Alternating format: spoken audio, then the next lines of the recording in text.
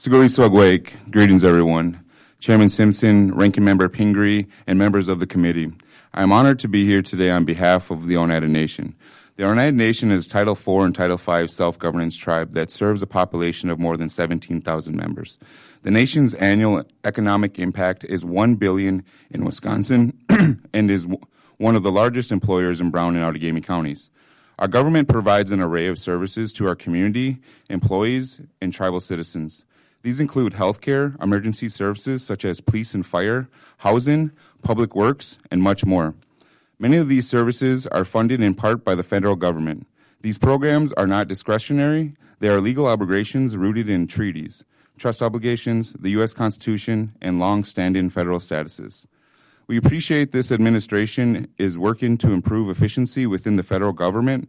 However, this must not come at the cost of fulfilling the federal trust and treaty obligations to tribes. We ask that Congress make it clear that all federal programs that serve tribes should be exempt from funding pauses and staffing reductions.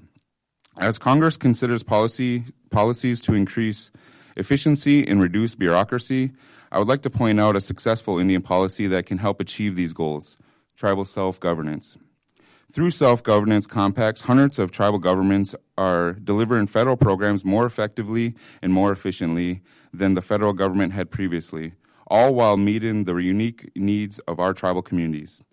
As a self-governance tribe, great control over our health care programs and law enforcement has been transformational for Oneida Nation, allowing us to focus our efforts on prevention and building capacity by training our citizens to fulfill these roles.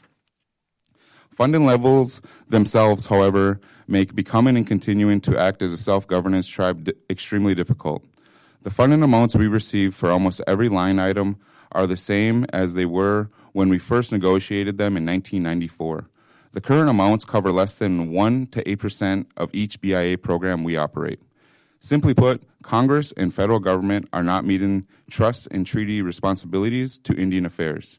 Congress should carefully review the Tribal Interior Budget Council budget recommendations and identify resources to meet the needs of Indian country. Head Start is another important program for the Oneida Nation and Indian country at large. We are proud that our Oneida Head Start program incorporates Oneida language and culture into our curriculum, which is key to building confidence and success in the students and families we serve. In recognition of the federal government's trust and treaty obligations to tribes, there must be no elimination or cuts to the Tribal Head Start program. Another priority for the nation is shifting Indian affairs programs out of the discretionary budget and making funding mandatory. The current system results in unpredictable funding levels, ranging for annual costs to large increases, which in turn make it more challenging for tribal governments to manage their own budgets and plan for the future. In the meantime, advanced appropriations for the entire Indian affairs budget should be put in place until its spending is made mandatory. This would eliminate the uncertainty tribal nations face due to continuing resolutions and shutdowns.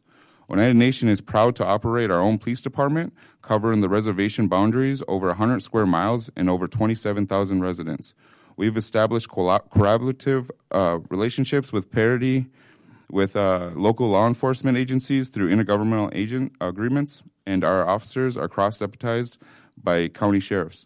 Unfortunately, tribal law enforcement remains extremely underfunded by the Bureau of Indian Affairs, with Oneida Nation receiving less than $140,000 annually for law enforcement. This covers less than 3% of our annual operating costs for the Oneida Police Department. Tribes in public law 280 states, like Oneida Nation, also face the misconception that we do not have public safety needs. This couldn't be further from the truth. Our police department received over 23,000 calls for service in 2025, of which they responded to over 10,000 within the boundaries of the reservation.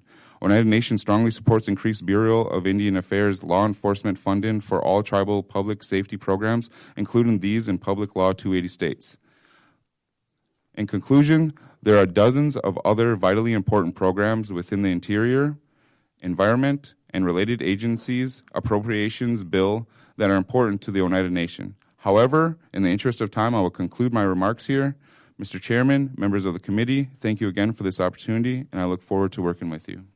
Thank you, Jonas. You did that perfectly. You had 11 seconds left. That was really good. That's 2 minutes faster than I practiced. Michael?